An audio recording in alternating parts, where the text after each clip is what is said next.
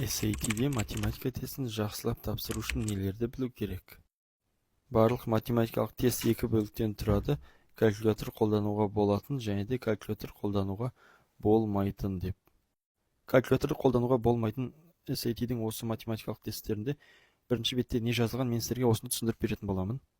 Бірінші сұрақтан 15-ші сұраққа дейін біз білетін А, Б, С және де Д деген жауаптарды белгілейтін болсақ, ал 16-ші сұрақтан 20-ші сұраққа дейін қолмен жауаптарын енгізетін боламыз.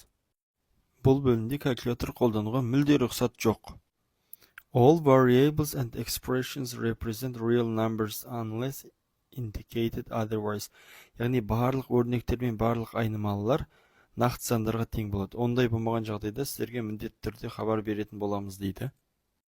Мына жерде жазылғандай барлық фигуралардың суреттер салынатын болады. Ондай болмаған жағдайда, демек ол фигураның суретін салыну сізге есеп үшін қажет жоқ, тек қана сандық мәнін өзіңіз табуыңыз керек деген сөз.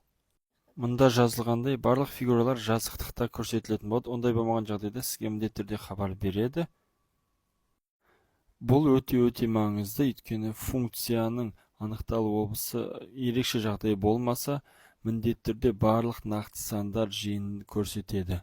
Мына формулалар сіздер SAT тапсырған кезде міндетті түрде болады бірінші бетте, сондықтан бұл формуланы жаттамасаңыз да бірінші бетке қарап әрдайым қолдана аласыздар.